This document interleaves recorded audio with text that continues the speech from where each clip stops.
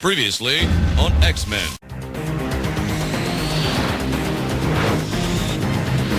And our special guest today is Chris Mack. Together joining Chris is Johnny Hello. and Sid, our main man and boss. Hey guys, how you doing?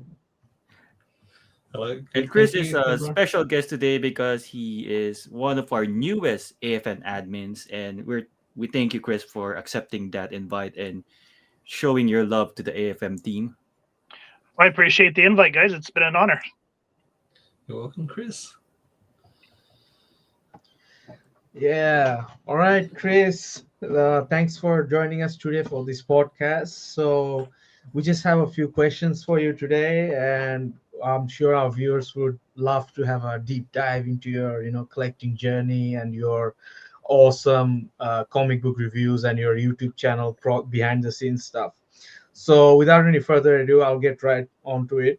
So, Chris, I'll ask the first question, like, what sort of pulled you into this world of action figures and pop culture and, collecting? And, if your collection sort of had a theme song, what would it be? Oh, for me, the theme song right off the cuff, my friend, would be "Happy, Happy, Joy, Joy" from Ren and Stimpy, because Yeah. it's Yeah. my happy place. Because I mean, you're Yeah. you're busy with life 99.9% of the time, so you come down here and you just go "Happy, Happy, Joy, Joy, Joy." Yeah. Yeah. Definitely. Nice. Yeah. So as for my collecting journey, how much time you got here? Um, my Uh, first, my mom gave me my first comic book when I was 6 years old. It was Saga the Swamp Thing #1. I can't remember if that was Alan Moore or Lynn Wainwright at the time, but anyway, loved it because I grew up in New Mexico, down particularly in Roswell, the UFO capital of the world, by the way. Oh, that makes And sense, Chris. you're so funny. I love you. But Yeah. anyway, um, for whatever reason, being in at the time it was a village. They didn't even say town, so we could barely keep a comic shop to save our lives. So whenever they came, I just started grabbing whatever I could. And thankfully, at this time, this was before the direct market, so I could still get comics at grocery stores and whatnot. So that's how I was able to get the first starting of like Nightfall, the Teenage Mutant Ninja Turtles Adventures. And so that's kind of how the nice. comic part of me started. Nice. And that's what really got me to read, because before that I hated reading as a kid. I don't know why. I mean, that's changed, thankfully. And then, I've always loved toys. I mean, I remember probably like 4 years old, I got my first Ghostbuster set, which I still have to this day. And I've always loved them. It just kind of always, for me, as far back as I can remember, I'm 42 years old now. It gave me a creative outlet. And just like I said, happy, happy, joy, joy. Yeah. I mean, I was one of those kids that was picked on. Oh, you nerd, you read comics. But whenever I come home, I jump into the world of X-Men, world of Batman, whatever, and I felt at peace. And Yeah, initially, definitely. I wanted to grow up to draw and or write for Marvel, which I know is a pipe dream. But I started writing my own comic books, and I started using my figures as like bases to draw off of and like storyboard and stuff. And that's kind of how it started. And I just bought them at the time because I thought they looked nice, and I liked having tangible versions of what I was reading. And I got older. Definitely. I got older, and peer pressure. I kind of put all that aside for a while. And it wasn't until the Age of Apocalypse that I really started getting back into really heavy reading. And also, I've always loved photography. Got really into that in college. And then I remember my mom at the time, she sent me a video from Sir Dork, and I went, "Oh crap! You can actually take pictures. You can actually take pictures of your action figures and whatnot." And so I think I kind of came full circle, where I could finally take everything that I love from the past and everything that I was learning now and collide them. And that's kind of how everything started.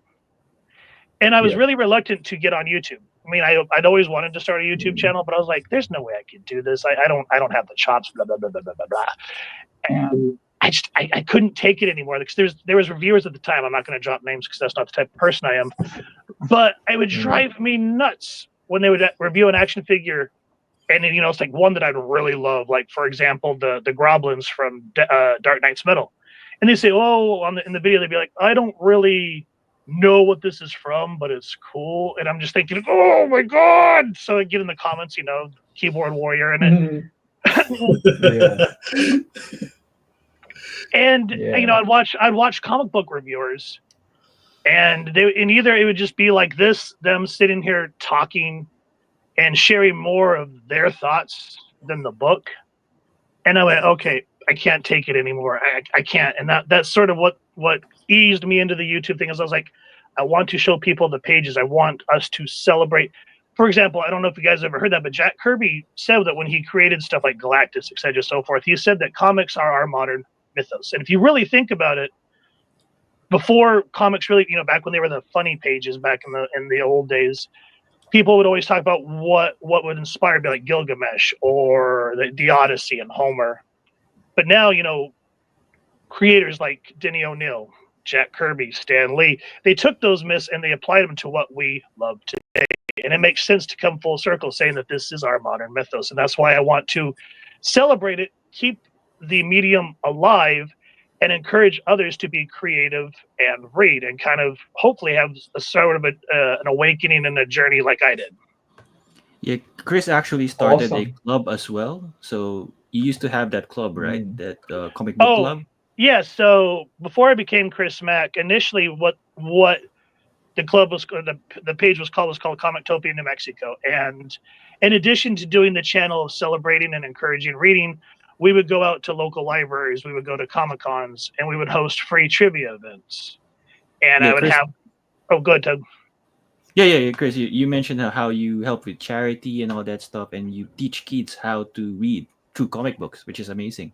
Right. And that was the point, because in New Mexico, I remember them seeing a bunch of ratings for literacy, and they said New Mexico was the lowest rated literacy in the U.S.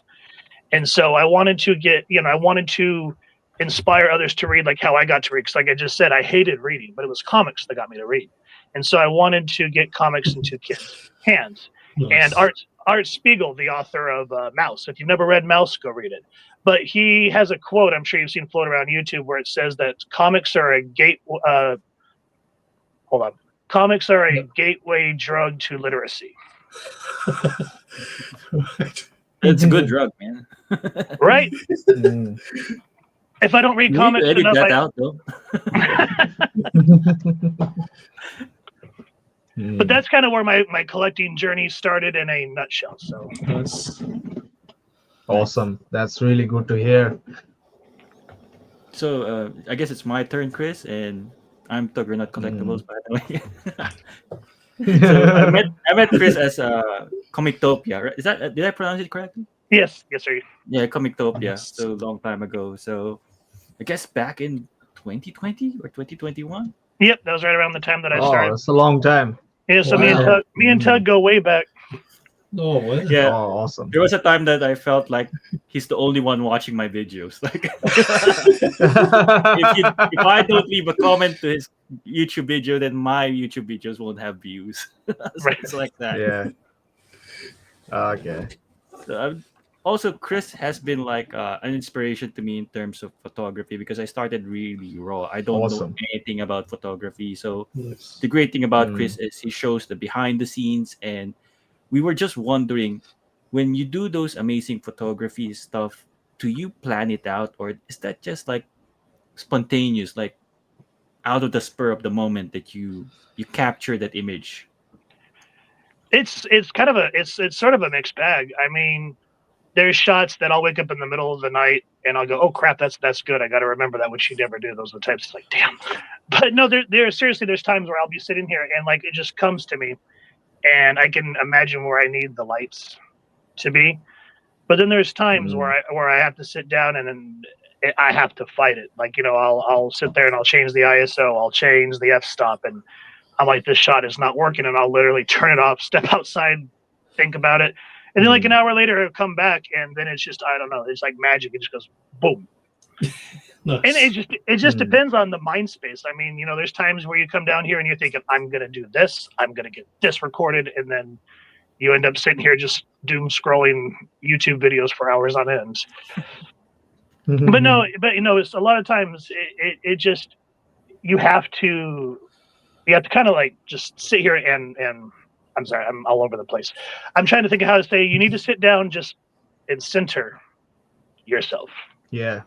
And it can Yeah. and back in the day it used to be a lot more chaotic. So I used to at my old house I used to shoot out of my garage, and the smoke that you would see in front of the video the figures was inspired by Marlboro.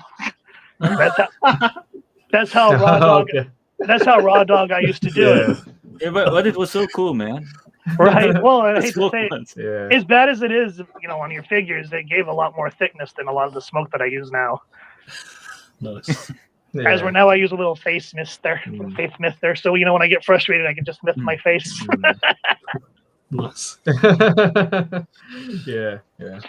But no, even when you're not feeling it, a lot of the times it's sort of like they'll writers and artists will say sometimes you got to sit there and you got to write shit and you got to draw shit and then throw it away, so you at least say, okay, that's out of the system. And that actually does help. It kind of gives you like a toxic purge in a way. It finally gets rid of all that I can't do this, I'm not going to be able to do this, and then you're like, oh yeah, I can do this. Yeah, but sometimes we push ourselves, Chris, because we have some kind of a deadline that we put in ourselves. Oh like yeah, I we know. need to get a video or something like that. So Yeah, definitely. So speaking of which, for anybody that wants to, if anybody's been thinking about starting a journey, the one piece of advice that I will say in terms of like what Tugs is just talking about is, you can be off the cuff, but what I've learned in the last, so about the time my son was born, so about the last 6 years, schedule stuff out. So, like for example, the comic reviews, I try to do them 3 times a week. I used to do them 5 days a week, and I don't know how I found time back then. But I do it 3 days a week, and the way that I'm reading and blocking, I have it set all the way into next month. So at least now when so at least now when I'm sitting here, I'm like, I don't have anything to record. And be like, oh yeah, I do. I read that, so let's break it open. And another thing, another piece of advice that I will say that helps in terms of the creative process is, if say you shoot a quick behind the scenes, or say you want to give a shout out to somebody, record that and save it as a draft or schedule, so that way you always have some sort of content flowing, so that way you're not feeling like you're always behind the 8 ball, and that will help you immensely. Right.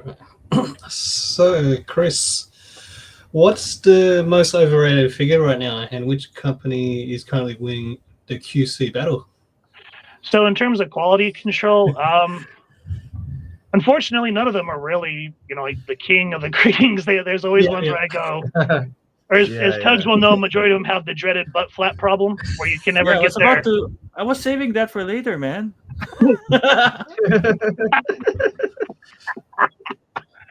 Sorry, Tugs, I beat you to the butt flap thing. You need to explain what the butt flap is first, man. Okay, so not Mezco. What is that company called that does stuff with the things?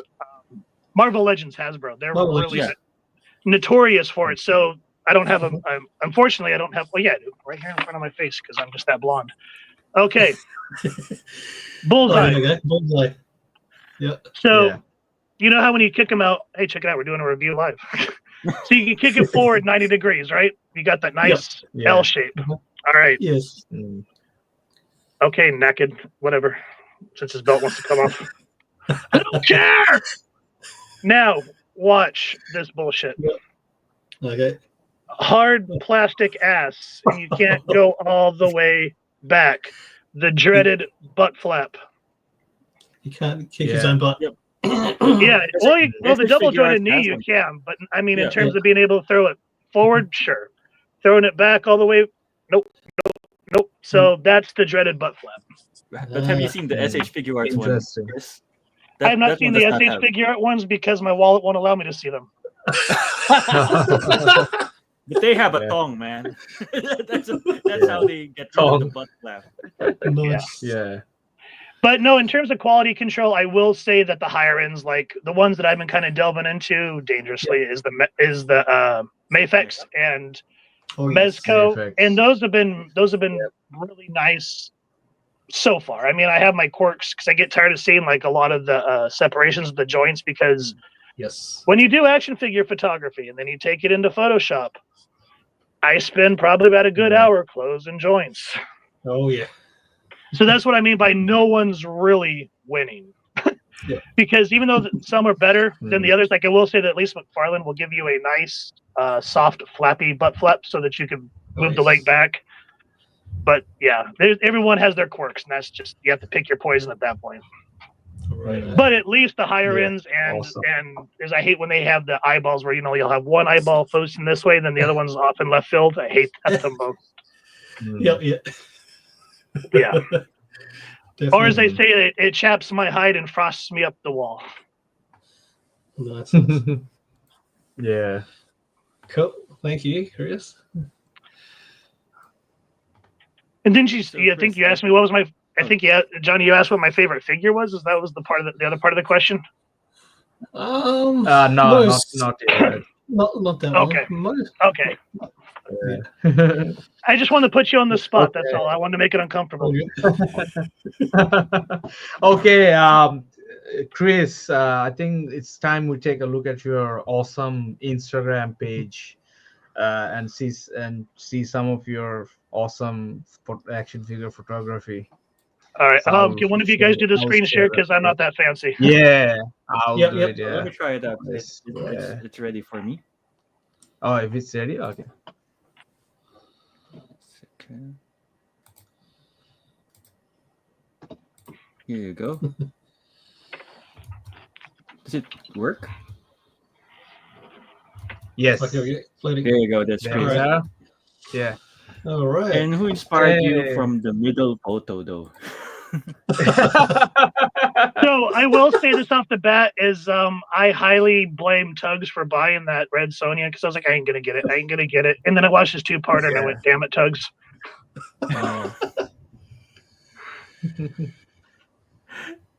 Speaking Okay, of, let's start. Christmas is coming. If anybody wants to send me that new Epic Cat Conan, I will love you forever.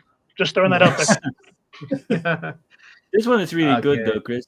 The one would you do with this guy, John Constantine? Constantine. John Constantine. Yeah. Oh, Mm. nice. Is this the Mesco one or the McFarlane? No, that's the McFarlane one. Hmm. Ah, Nice. nice. You could tell because the coat, the what do you call it? The coat doesn't look nice and natural. It looks, like a big hunk of plastic. But I do my best. Mm. And a few Here we more can see reviews. some of the comic book reviews and action figure reviews. Yeah, and then Which I that believe that you're sharing. that Enterprise, I've had that since I was a kid. I remember picking that up when I think I was 10. My parents got it for me, and I've just hung on to it. Wow.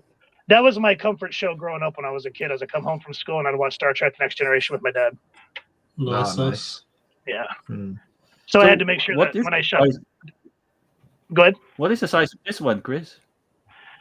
The size of that one is probably about a good regular model that you'd buy at like Hobby Lobby or whatnot. Oh, so it's huge. Yeah. Oh, well. But the scale of it's really nice. I just wish that I could actually put my action figures in it. But yeah, that'd be nigh impossible. One thing that I've noticed that you're really good at, Chris, is with it involves explosions and smoke, like this one. Oh, yeah. Yeah, That's nice. very So, good editing. Yeah, This top-notch this one editing. I've redone. I think this was my 4th attempt at it because I shot this 6 years ago with the green screen. There's the behind the scenes one. But Yeah. when I first did this, it was all right. I look back at my very first attempt at this and I go, yeah. But what's really inspired me, and I highly recommend you guys check him out, is the Pop Toy Photo, the guy that does a lot of the Photoshop work. I've been watching some of his behind the scenes, and he's actually helped me up my game. So I got to give him a shout out to him for kind of helping me out with stuff like that, being able to blend and whatnot. Because that's the trick. I mean, you can't just cut something out and slap it. You can't composite that way. You have to learn how to blend and blur and color grade in order for it to look right. Yeah, So exactly. which one is your current favorite one from the past few weeks that you've shot? So the one next to Doctor Strange there on the bottom, the Logan ripping through that's behind the scene version. But yeah, that one I have to say is my favorite. This one. Yeah, that one. This one. So that is awesome. that one's inspired directly from the opening cover of Marvel Presents issue 81. If you guys haven't read that, that was when Barry Windsor Smith finally explained Logan's backstory, like what happened during his encapturement at the Weapon X facility. And Awesome. by issue 81, he's finally kind of starting to remember who he is, and he just starts ripping through the government officials left and right, and it's a harrowing story, and I wanted to make sure I homaged it, so that one is definitely my favorite for that reason. Awesome. And that's what I try how to do when I Chris do my. sets up everything. You're a huge Weapon X fan, Chris. It's a lot of Yeah, Weapon another X one here. photography. Wow. Right. Well, that was another one that I shot 6 years ago, and I Nice, finally had nice. to do something Yeah. with it and bring it up to my modern standards. But whenever Oh, I shoot nice. my action figure photography, like I said, I initially wanted to be an artist, or I wanted to write for Marvel. And so Yeah. now that I have a life, which I'm happy with, just make sure everyone understands that. When I do Yeah. my action figure photography, I want to have my own flavor to it, but I want to have that homage of it. Even with my horror figures like Freddy, I want to have my own Nice. take on it, but I want to have that Wes Craven feel to Yeah. it, just so that I can make something new, but still give everyone a chance to say, hey, I know the furnace scene, or you start hearing the nursery rhyme, for example. So whenever I shoot, I try to do it cinematic, but I'm also always trying to capture a vibe. So like this one, for example, if you've never seen The Mummy, at the beginning, after the mummy disappears, the guy goes mad and he starts laughing. He's like, he took a little walk. He starts going mad. And so this one, I was trying to think of like, this would be like a lost scene afterwards where Imhotep is sitting there and he's thinking, what a little walk I took indeed. And that's kind of what I was trying to capture with this shot. Nice. Oh, So that's well. what I mean by trying to capture a vibe. And the That's what makes you grayscale. different, Chris. Yeah. That's what makes you different because you have basis on your shots. I guess I take inspiration from that one too because I try to look at the comic books and recreate some scenes like what you do here. And I tell you what, buddy, you are leveling up. I will say that. I mean, I remember seeing a lot of, Thanks, just like with my stuff, because me and Tugs kind of come up together. Is both of our stuff was raw, and and it's just so nice to see how both of us have grown up. This is from the Action Figure Maniacs horror Halloween collab, is it? Yeah. Yes, I had to stop and think about it. Yeah. Yeah. Is that a diorama? Is that a diorama you're using, Chris? Yeah. So that torture thing right there, that is the McFarlane's Shrek Count Dumas's torture thing. So if you actually look at that thing, that I had to put the skull on the table because if not, you would have saw the little gingerbread man saying, "Do you know the Muffin Man?" Okay. Wow, that was amazing. Yeah. And then the backgrounds, my buddy made some props for me before I moved, so I always try to implement all that stuff. Nice. Yep. Yes, the background was the one. I never guessed it would be horror, man. You gotta love some Pinhead. You gotta love some Freddy versus Deadpool. Oh, here we go. Nice. Yeah. And this is probably one trick that I'm still working on, is when you do like a window scene, is how to get those lights to illuminate like that. That's been a struggle, and I'm trying different stuff. I'm happy with the way this one came out, but that's still something I'm working on. Is this like a edit or like a natural light coming through? Like, so the light itself is natural. It's enhanced in Photoshop, but yes, it's two high-end lights pushing through that window. Nice. Oh, no. Awesome. Yeah. Nice technique. Yeah. Cool. You also do a lot of black and white photography. A lot of black and white. Yeah. Well, I initially went to film school, and so the segment that always stuck with me, of course, was horror, especially the old school Universal and Hammer film movies. And I love Hammer film, but I love Universal because it just implements that old school noir German expressionism. Like if you go back and watch like The Cabinet of Dr. Caligari, and then you go back and watch like Frankenstein, you can see where a lot of the old directors were inspired by German expressionism, and that's what I try to go with here, like the big, long, expressive shadows, and a lot of the negative space for that reason, to get that feeling of dread and aloneness. Amazing. Wow, look at that. Oh, this one's amazing too, Chris. What is this? This is the Phantom of the Opera. That Oh, is when he first takes Christine, and the original Lon Chaney one is not as cinematic as this. So when I was doing this, I was listening to I'm driving the wife nuts with it, but I'm listening to Andrew Lloyd Webber's soundtrack of the Phantom of the Opera. And so when I did this, I wanted to give homage to Carl LeMay, I think is how you pronounce his name, and Lon Chaney for what they did, but I also wanted to implement that epic feeling of what Andrew Lloyd Webber did in the 80s, reviving it with the musical. Awesome.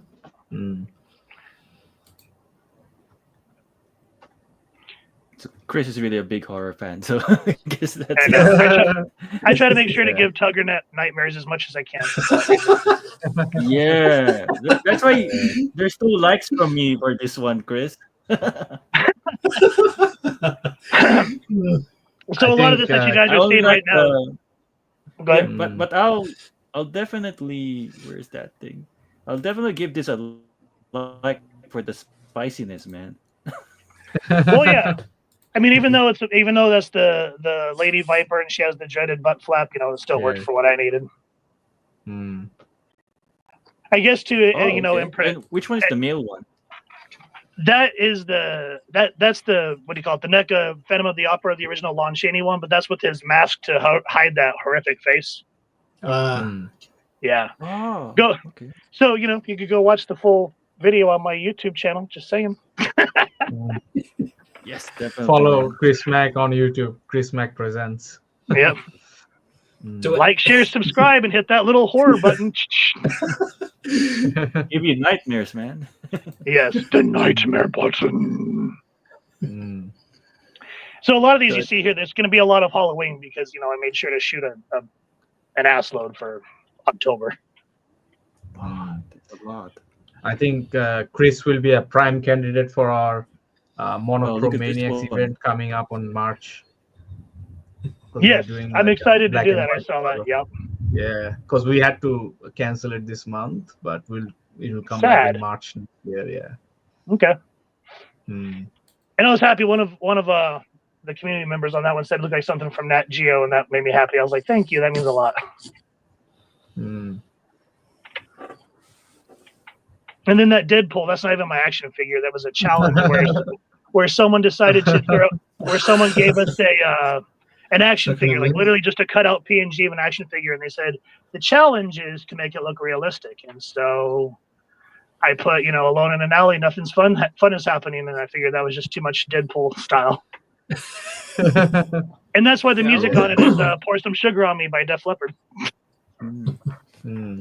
I always struggle with raining like scenes, like how With you what? make it look rain, like. Oh, I can show you that. I mean, I could here, but that would take a while. But I could show you. We can do a one-on-one Tuggy Bear. Sure. Do a one-on-one later. But Johnny wants to do a one-on-one now, a lightning round one-on-one. Well, the Right, safe word Johnny? is Schlugenschliegenschlaffer, or however they said it on Euro Trip. Fire away, Johnny. Cool. Oh, all right. So, Chris. Yes. Question 5. Quick fire round, 1 word answers only. So, Okay. Marvel Legends or Mezco? Mezco. Cool. Good choice. And Marvel or DC? Shit. Marvel. Yeah, it's a tough one. We need one answer. Oh, he did. He said it. Marvel. He said it. All right. Yeah, Marvel for life. Cool. Yeah. Shelf or Defo? Deco for sure. It looks nicer. All right. Awesome. Museum pose or dynamic pose? Dynamic pose. Dynamic pose. Nice. Cool. Lucky last. Villains or heroes? Anti-heroes. Anti-heroes. Nah, that's not an option. Yes. That's not an option, Chris. I'm Villains or gonna heroes. say it anyway, brother. Cool. That was it for question 5. Move on to question 6.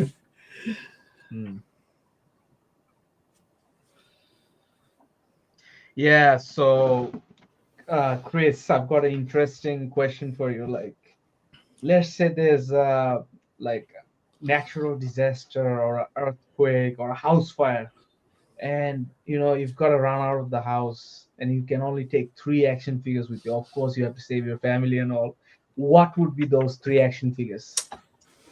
You know what? I hate to say it, but I would let my action figures burn. Um, Yeah. I would grab my X-Men 94, signed by Chris Claremont. I would grab my New Teen Titans #1, signed by both Marv Wolfman and George Perez. Nice. And I would probably grab my Wolverine #1, signed by Lynn Wein. Those would probably be the three that I would take in a fire, because action figures are a little bit easier to replace, as our comics are Replace, getting yeah. harder and harder. Mm. Nice, That's a fair choice. But if we had to, like, now we Force you. understand the comics. Let's see, like, some figures, like three Bye. figures. David. That would definitely be my Mezco Gotham by Gaslights. I would probably Awesome. do my Year 2 McFarlane Toys action figure, and probably my old school Kenner Batcave from 1992. Interesting. Nice. So, Chris, with these answers, we've successfully identified like three of your favorite comics and three of your favorite action figures in your collection. Look at that! I'm insidious that way. I'm gonna. Nice. So since we're in the comic book realm, so when you make your comic book reviews, how do you pick what to go with? Because I look at your channel, there you do a mix of X-Men, and sometimes you go with some horror and sometimes spicy and all that stuff. So how do you you said you make a schedule, but how do you pick that comic book to start with? Sometimes, kind of like with the action figure photography, I'll be thinking about an event. So, like, for example, I take my kid to the library every Saturday, and I was thinking, you know what? I really would like to finish like the Extinction Agenda, for example, Yeah. or Fatal Attractions, because I see a lot of people homage X-Men 25 when Wolverine gets his adamantium ripped out, but not a lot of people know what it's from or the importance of it, because again, we're going to go down a little antidote road here, so bear with me. Yeah, that's fine. Chris. 25 was when Wolverine got his adamantium ripped out, but when you do the follow-up to the next part of the Fatal Attractions, Wolverine 75, Yep. it's the first time that you find out Wolverine's claws are bone. Because up to that point, Cockrum, Len Wein, Byrne, Claremont talked about, well, it's part of his gloves, or is it part of them? They don't know if the adamantium just made claws that he would extract. So 75 and 25 are two very significant ones. And I went, you know what? We need to go over this as a sense of preserving history. So when I go to the library, instead of trying to break out all my books, because I have 25 signed by Fabian Nikizia, so there's no way in hell I'm going to open it. So I got the collected trade so that we could just flip through it and get a little more freaky with it, as you will. And so sometimes ideas of wanting to preserve or enhance or celebrate something, I'll do that. Other times I'll just kind of think, okay, well, what kind of vibe do I want to put off here? And I'll read something and I go, damn, that's really, like, for example, the Doctor Strange one that I just recently went over. I had no expectations for it. I found it at a garage sale and I went, this is gonna be freaking boring. It's gonna be campy Silver Age. And I opened it and I went, holy shit, this is like a Lovecraftian little Marvel horror tale. So when I did it, I tried to read it in the terms of like dread that you'd feel from like Ridley Scott and H.R. Giger's Alien type of feeling and stuff like that. So sometimes I want to capture a vibe. Sometimes I want to preserve history. And sometimes I just read something and I go, wow, that was really fucking dumb, but it made me laugh. So we're going to go over that. Yeah. Well, one thing for sure, Chris, I just saw your review of, I think, what it was Freddy Krueger, like the action figure. Mm. And in that same horror review, he mentioned Paris Hilton and the Brats. So where else can you find that? Paris Hilton on a horror Bit of action figure. spice. Bit of spicy content. What can I say? That's hot. Hey, you do have to give Paris Hilton some cred, because even though the remake of House on Haunted Hill sucked, ooh, look, my feel light died. At least she did the remake of House of Wax, so I'll give her that. Yeah, I think it was the dogs that you were referring to in the Paris Hilton thing, Oh right? yeah, the necklaces. Yeah, the little brat necklaces. Yeah, exactly. I'm Yeah. glad you remember because I sure as shit don't. Go on, man. Yeah. Yeah, that's the thing. You don't know what to expect in a Chris Mack review. Like, Well, Yeah. same with tugs. It's I mean, unpredictable. you'll think you're just going to watch an action figure review, and then all of a sudden you got Psylocke butt in your face. I learned from the best, man. Rogue as well. Psylocke Yeah. and Rogue. Yep. Rogue as well. Well, Spider Woman is the latest one, man. Oh yeah. Make Still, sure you gotta do that. Make sure to do that controversial Frank Show. I think you did, or it was somebody. The Frank Show pose that pissed off a lot of people, but still spicy. that's a challenge, man, because of the neck. How you gonna do it? You don't worry about the neck. You worry about the cheeks.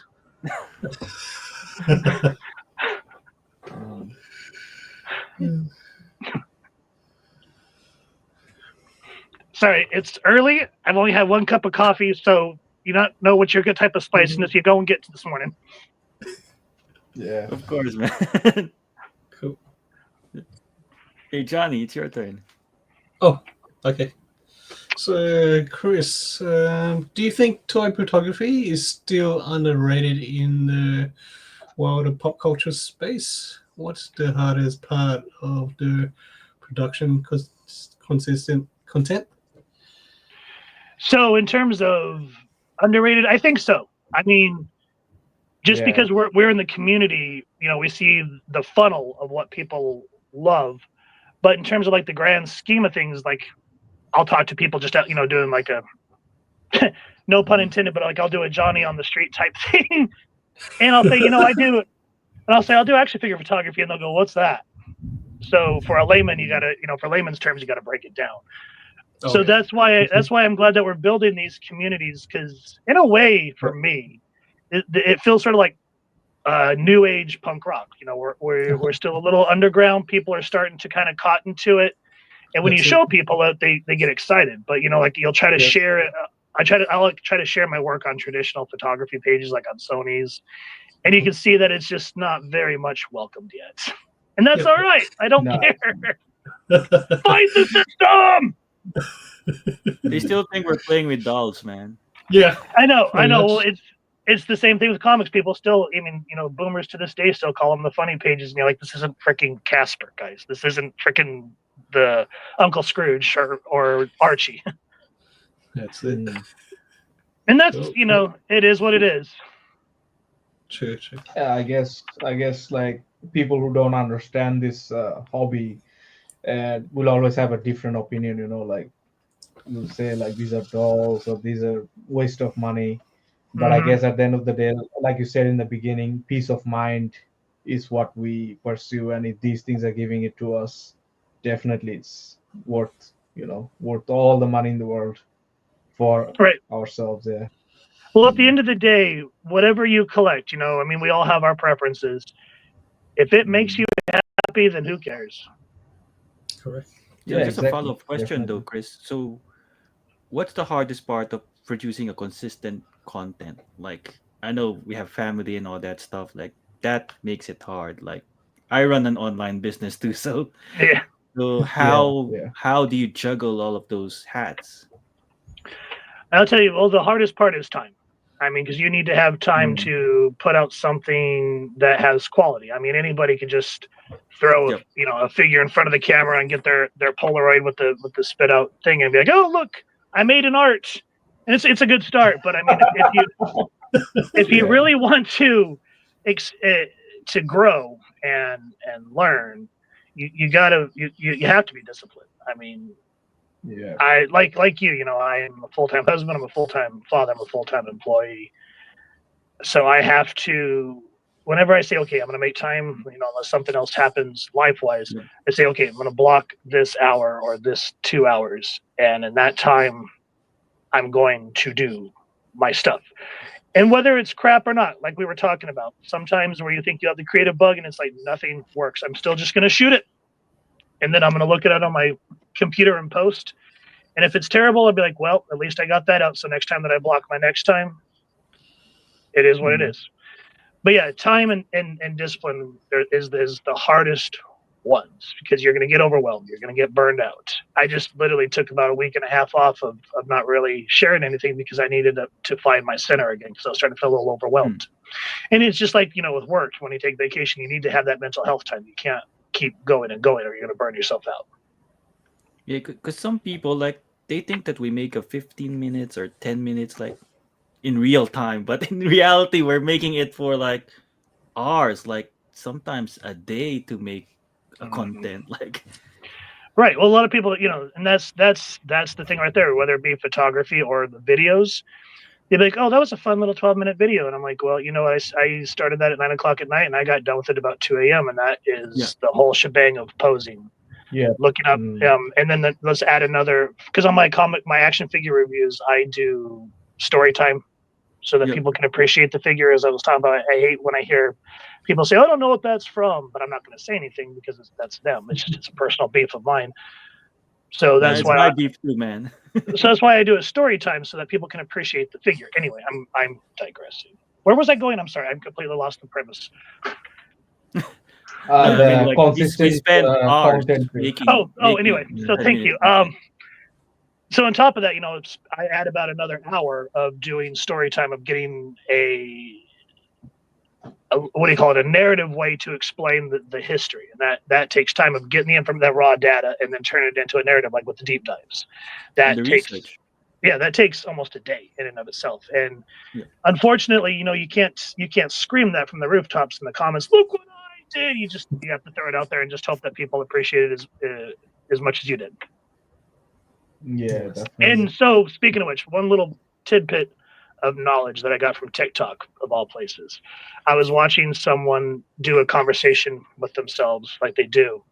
And the guy was complaining about, I don't get enough views. I don't get enough likes. And then the other guy is going, why do you care about that? What you should be caring about is the passion. No. What he was saying is you should be excited about the passion of what you're doing. You got to enjoy, you got to fall in love with the process, or else why are you doing it? Because if you don't love what you're doing, then the people watching it aren't going to love it. True. Yeah. So if you, when you're doing your videos, if they can't feel the passion in your voice or feel the vibe that you're trying to share, then you're doing what's happening in a lot of mainstream entertainment is you're just throwing out stuff to get it out, and that's the type of stuff that's not going to have any lasting power. Yep. So I'm gonna make more spicy content then, Chris. That's gonna make me happy. So when you start calling you more. So start calling you Hugh Tuggernaut? Yeah. Question 9.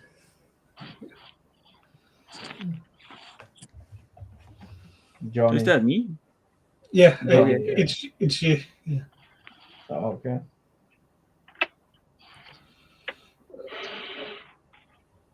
So, Chris, what does collecting give you emotionally or mentally? I mean, it's kind of challenging collecting with the prices and everything like that, and I think tariffs are in effect in your place as well, right? Yep. I mean, it's the nature of the beast, but I don't worry about that. I mean, I live in my basement, and I guess what I can say part of what collecting gives me is, other than peace, there's a lot of stuff going on in the world that I don't like to talk about because there's enough people doing that. But I'm like, you know what? That's going on out there. I'm coming down here. This is my happy space. People want to come down here and they want to talk anything like that. I go GTFO right now. I think there's a problem with sometimes with the communities when we get to those money things and negativity. It's robbing the joy of the collecting, don't you think? Right. But I agree. How do you shut them down? Like that you focus on just the fun. So of collecting? I apply what I do with my son when he misbehaves. When a child's misbehaving, do you give it attention? Do you give into it? Do you just kind of cross your arms, stand there, and wait till you look at me and go, are you done? So I've learned to kind of apply that to what you're talking about and rather than, like how people get on YouTube or social media and they'd be like, guess what happened today? I'm just like, yeah, I'm going to record that because if you ignore that, if you don't give if you don't give negativity reinforcement, then it has no power. And so that's what I mean by like a screaming spoiled child. I did apply the same concept. I'm going to ignore it. I'm not going to talk about it. I'm not going to give it any type of credence. I'm not going to give my 2 cents. I am going to share what got me into this medium, what made me happy about it, and then the rest of it can just go sit in the corner and have a timeout because I don't care. That's an awesome advice, man. It's awesome. Good advice there. Yeah. Awesome. And what would you give like an advice in terms of collecting and photography tips as well? Collecting wise, collect what you love. Don't like there's individuals who will buy stuff just to be like, I gotta have the next greatest newest thing, and then they buy it, show it, put it on the shelf, and then they're like, let me go get the next thing. And then as we talk about that, Chris, like what is your thoughts on FOMO? Like is that something people are doing, like FOMO, like I bought this now, I gotta get that one because if I don't get it, someone else will get it. Right. Well, and that's kind of what I'm getting at. So let me clarify: is I'm not saying that that's not bad. I'm saying is don't just buy it to buy. Buy it because you love it or it means something to you. So like what I review, majority of it is like when I started doing the action figure reviews, it was characters that I love: Wolverine, X Factor, Batman, obviously. But then as I started meeting people like Tugs, and he showed me the spiciness of Red Sonja, it just reminded me, other than the spiciness, it just reminded me how like I was like, well, you know what, I don't know.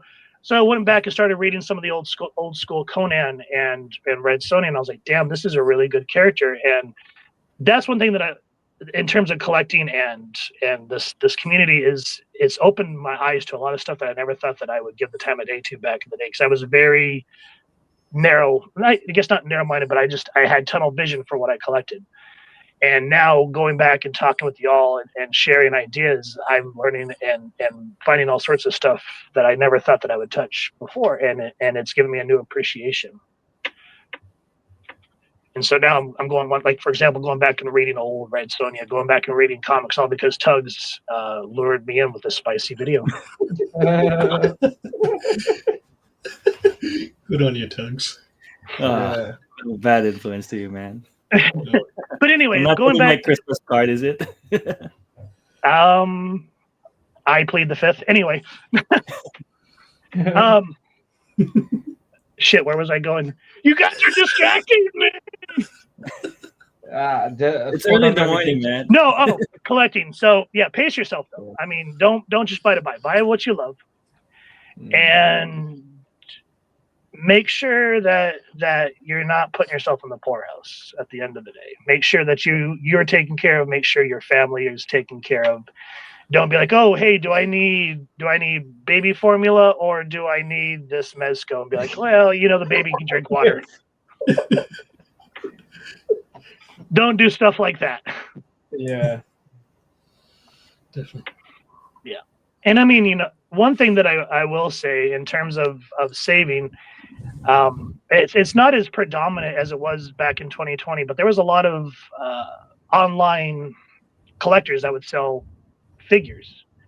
And there's that bad juju connotation about scalpers, but these cats weren't. Yeah, they'd go out and they'd buy stuff, but they try to share. They would sell it at essentially retail, just because like for example, my Walmart and my Target never have jack crap, and I relied on them. And I met a cool little niche community in there, and I would rather buy from fellow collectors rather than, I hate to sound these, but big corporations type thing. I'd rather just support fellow collectors. Yeah. That makes sense. Awesome. Yep. Awesome. Yeah, definitely. As long as they're not a scalper. If I find out you're a scalper, then I'm gonna kick you in the rear. That's right. So Chris, we're almost at the end of the podcast. So at the end, I would like to ask you, like, what are your thoughts on AFM as a action figure community, toy photography community, and as we've seen, like you've been a part of so many collabs, so many events. I think few of your photos were selected even for Spooktober, the Halloween event as well. Which I appreciate, So by the way. Thank you. of course. So from those collabs and events, like which one sort of stood out for you? Like, Oh boy, that's a loaded question. So let me kind of go back with AFM. When I first heard of you guys, I didn't really know what to think. I mean, I don't want to say that I'm a hesitant or reluctant person by nature, but I do tend to be because of course. at 40 you've been through some stuff. Yeah, And no, so when I definitely. heard of you guys, I was like, and we kind of started talking, and you guys started sharing stuff, and I started sharing stuff, and I'm like, God, I hope these guys are legit, and I really hope that these guys actually care about the community, and not all of a sudden turn around and be like, hey, so we've shared your stuff for another $20, we can boost your SEO points and all that crap. Yeah. And so anyway, I started to get to know a lot of you guys, and I think what really kind of put my mind at ease is when I saw that Tugs joined you guys, but I knew that you all were legit and everything was all gravy in the hood. It's my fault, man. Right. And we've kind of talked about it. I love that we, well, I guess I could say we now, right? Because I'm one of us. Of course. Of course. One of us. Yeah. I appreciate that we build the community up. And, one of the stipulations is in terms of like quality control is we want to make sure that the photos that we share have some merit to them. But what I like is that people that we can see that where people are starting to learn, we don't go, oh, that looks like ass. You can't be one of us. like a certain group, we know. Not gonna name anyone, but So instead, and we try, and this is something I personally try to do too, is I try to give tips. So rather than beat somebody down, build them up. Yeah. And that's what we should. And I've said this to a lot of you in the comments: is we're a community. We should build one another up. Iron sharpens iron. Exactly. And that's what I'm liking about AFM so far. Is I feel like we are building one another up so far, and for that I'm thankful. That's the type of community I'm looking for, and that's the type of community I need in my life. Definitely. We are really proud to have you on board as well. So Chris, before we finish, would you like to tell our audience a little bit about your role as the panel member? What sort of things you're going to be doing through the AFM Comicverse, for example? So I'm going to be taking you guys down memory lane with a lot of comic reviews and deep dives. And if you're saying, what's that? A deep dive is something that I'm working with two other individuals. And just like with my comic reviews and action figure reviews, we are celebrating a lot of the, I guess you can't say the word etymology for this one, but what sparked these creations that are a modern mythos. So these deep dives are a way to celebrate beyond the pages of the comics, beyond the toy shelf, so that you can have a deeper, rich understanding of where, say, like Solomon Grundy was inspired from, where Alan Scott, the original Green Lantern, came from. And that's what I try to do with the comic book reviews as well, is to show what this is, but to give some insight so you can say, hey, I never knew about that. I want people to celebrate this medium and understand that it is very much important to our culture. And so that's what the comic book reviews are, and I will be sharing them on the AFM Comicverse Instagram and what's that one thing called? Facebook page. Facebook page, yeah. Awesome. Now we are very glad and proud to have you on board, Chris, and we hope you'll do awesome works for us and the community in general. So with that, thank you for your time, Chris. And thank you, guys. I'm sure our audience will be seeing you in our upcoming podcasts if you're available. For sure. And thank you guys for tuning in. Like, share, and subscribe, and we'll see you in the next podcast. Peace out. And happy hunting, everyone.